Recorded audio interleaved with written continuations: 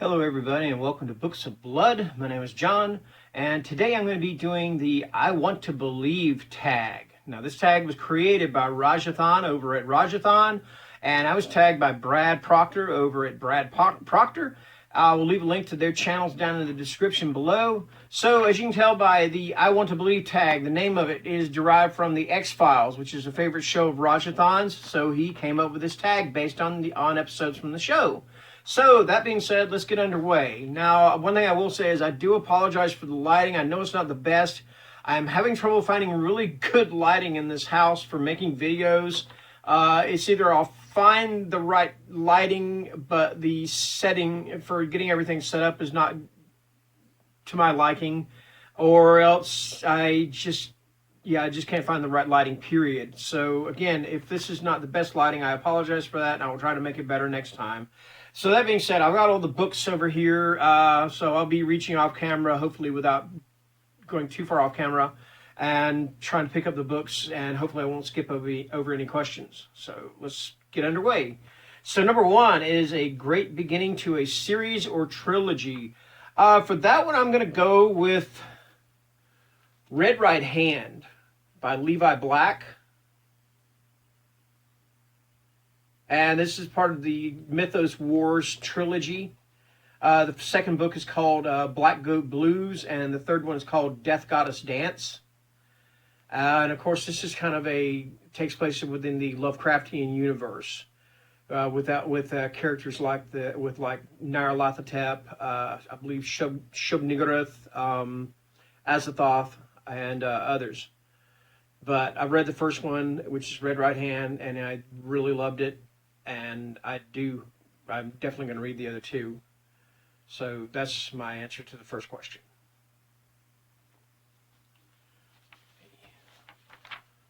Okay. All right. What is your favorite monster in a book? Question 2. What is your favorite monster in a book? So for that one, I think I thought about this one really hard. And I'm going to go with Cthulhu. And this, of course, is H.P. Lovecraft and is originally from the Call of Cthulhu. So yeah, that's going to be my answer for that. And this is a big coffee table bound edition. So let me find a nice picture of Cthulhu here, because he's pretty awesome. Where we go here?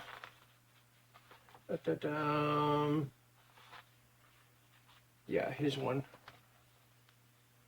He's coming up out of the sea. There's a little glare. It's kind of a shiny book.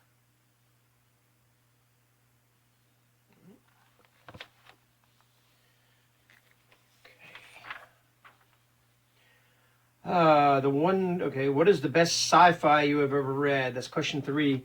As far as sci-fi novel, I don't read sci-fi hardly at all. I can't think of the last sci-fi novel that I read. If you want to go with short stories, let's go with I Have No Mouth and I Must Scream by Harlan Ellison and A Sound of Thunder by Ray Bradbury.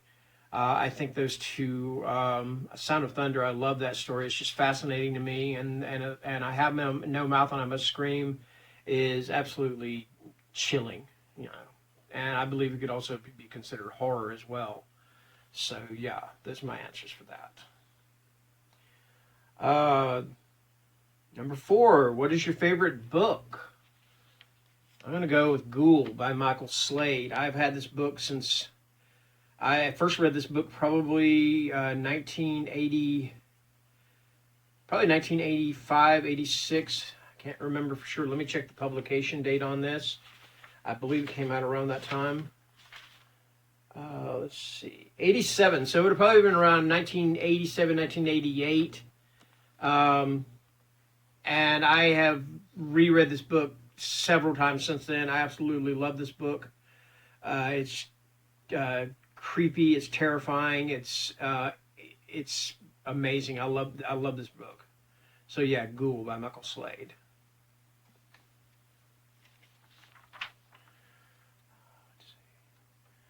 What is the funniest book you have read? That's number 5. The funniest book I've read, I really can't think of any book that has been just like laugh out loud funny to me. There are a few horror comedies that I've read that were okay, but I can't really think of anyone that's just, that made me laugh really hard or laugh out loud. I can't come. I don't have an answer for that one. Let's see. Number 6. What is the most disturbing thing you have ever read? I'm going to go with 2 books on this one. For the first one, I'm going to go with Survivor by J.F. Gonzalez.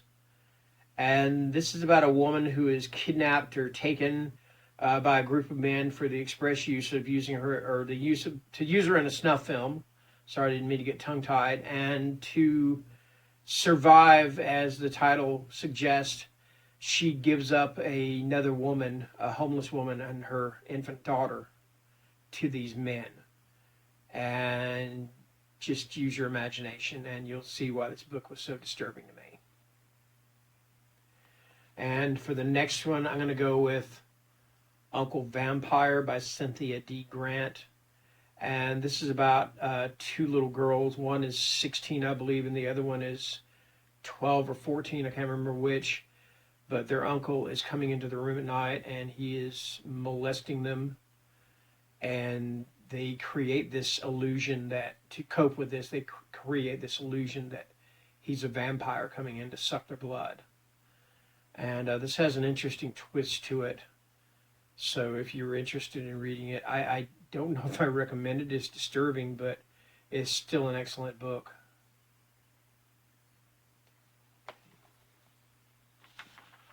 Right here. Number 7, what is your favorite classic book? And for that one, I'm going to go with Dracula. I just find Count Dracula to be an amazingly fascinating character. To me, I believe, a modern day comparison with Dracula to me would be Hannibal Lecter. They're both charming, they're both debonair, they're both very intelligent, but they are both just underlying, they're both, under all that, they're just evil. So yeah, that is why I picked Dracula. Just such an interesting character. Okay, let me see here.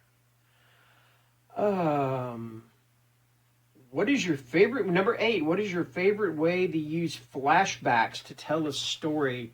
I think a lot of people have probably picked this book, and I'm going to do the same thing because I can't think of any other book that does that. But I'm going to go with it. I love the way they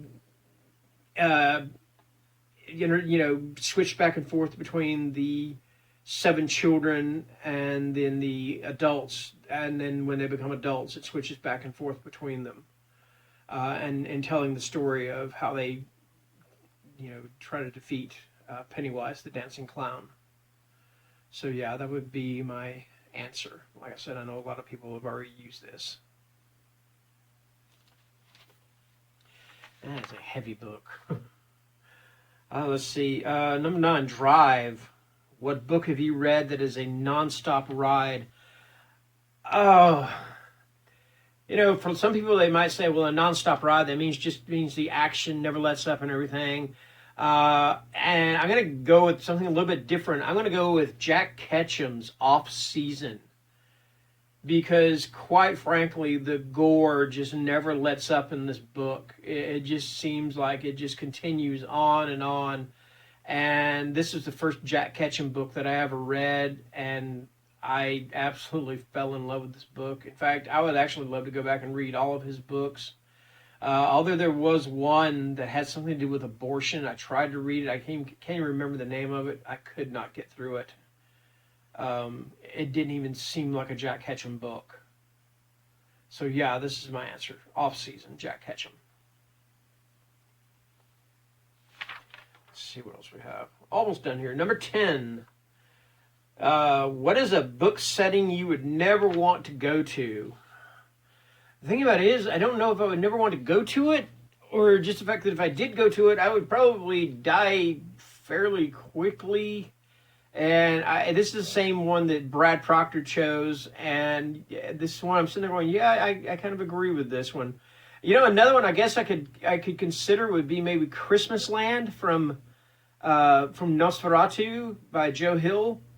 But I'm gonna go with Westeros or Essos or any of those places. Uh, Despite the fact that I absolutely love dragons, I am absolutely in love with the dragon Drogon from A Game of Thrones, the TV show. I still don't think I would fare very well in this world. I would be killed off in one way or another. Probably one of the ways I would be killed off is I would be split in half by Jon Snow for trying to hit on Daenerys Targaryen, because I think she's really pretty. And so yeah, but yeah, that's probably why I would be killed. Is that reason? I'm sorry. I know that sounds really sexist. I don't mean to sound that way, but I just like her, and yeah, I would probably get in trouble for that. I would probably be incinerated by Daenerys, by the dragon. I would be killed in any number of ways, and it wouldn't be pretty. I mean, there's also the mountain to consider. There's also poison, just various ways. All right, so yeah, that would be my choice. Is like I don't think I would ever want to visit Westeros or the world of A Song of Ice and Fire. There's a bonus question. What is your favorite side character in a book? Oh wow, I'm thinking on that one. I can't really think of one offhand. Um, yeah, I can't think of one just right off the bat. Um, I guess I don't know. Would you consider him a character? Maybe Mr. Jingles from The Green Mile. I mean, I know he's a mouse, but you kind of fell in love with that little mouse, and you were sad whenever it, was, well, if you haven't read the book, I guess I shouldn't spoil it for you, but yeah, I guess that's my answer for that. So yeah. Anyway, that is my answer for the I Want to Believe tag. Am I going to tag anybody? Oh, let's see. I don't know. You know what? I'm not going to tag anybody. If you want to do this tag, do it, because it's a really cool tag. Rajathon came up with some great questions, and I hope he came up with some decent answers. So yeah, that's it. You want to do the tag, and that's going to do it. So until next time, have a great day, and see you later.